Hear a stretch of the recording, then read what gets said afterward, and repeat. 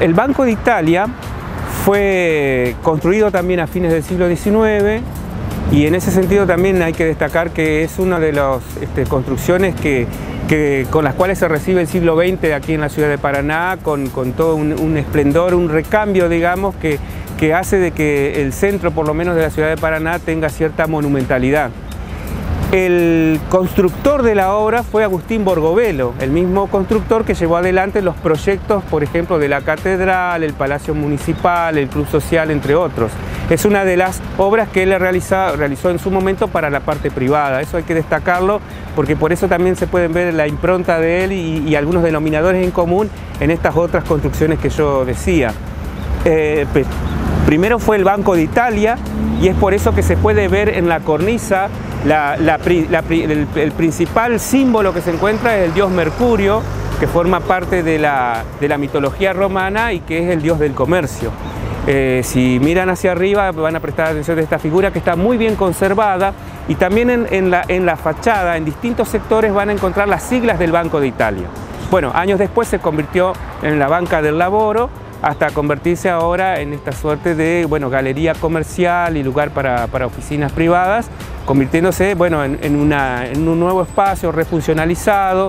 Ha sido intervenido con cierto criterio de lo moderno, pero también de preservación. Y yo creo que eso la gente lo ha valorado y se puede ver en el buen estado de conservación de esas huellas del pasado que yo te comentaba, ¿no? Esa época de esplendor.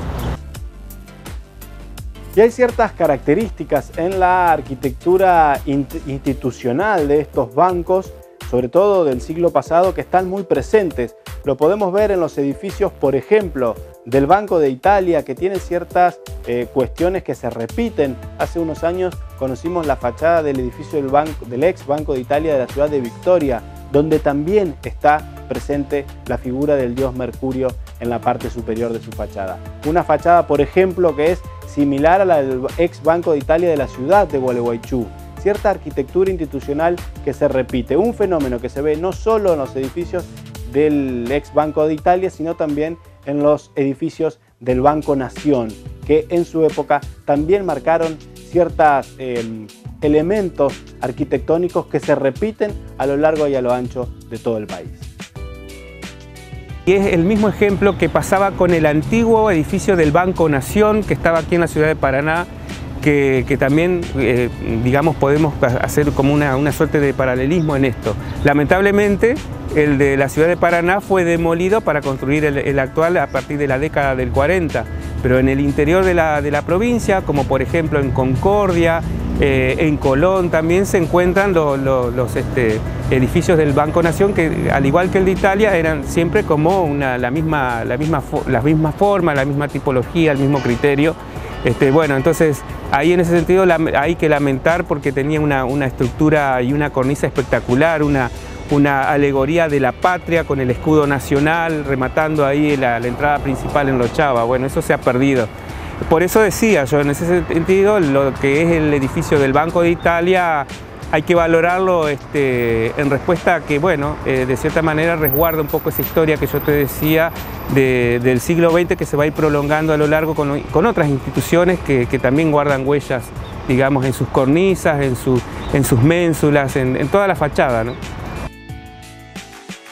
Y ahora nos vamos a detener con Claudio Cañete en la figura del dios Mercurio y en cómo este edificio terminó configurando en esa zona del microcentro de Paraná una zona bien comercial, la zona bancaria de la ciudad de Paraná. Ahí aparece solamente el busto y simboliza, como yo decía, el comercio y está basado también en otro dios de la mitología griega. Y yo creo que el lugar importante que tiene ahí en el frente sintetiza la idea de progreso que se vivía en la sociedad. Cabe aclarar que en ese momento ya se estaba pensando en la formación del centro comercial e industrial, o por lo menos los primeros industriales y comerciantes que fundarían el centro comercial eran un poco inversores y eran un poco el presente de esas instituciones bancarias que se iban construyendo poco a poco. Indudablemente eso, seguramente nadie lo pensó así en aquella época. Lo que se pensaba era que estaba cerca de la plaza, 1 de Mayo, y que eran edificios que reemplazaban las viejas construcciones que databan de la época de la Confederación. los viejos hoteles y las viejas residencias que dentro de todo tenían cierta consistencia y que formaban el entorno aquí en donde se alojaban los embajadores o estaban los primeros comercios o, como te decía, los principales hoteles que alojaban a los diputados y a los investigadores que venían a la ciudad de Paraná en esa época también de esplendor del proyecto de Urquiza.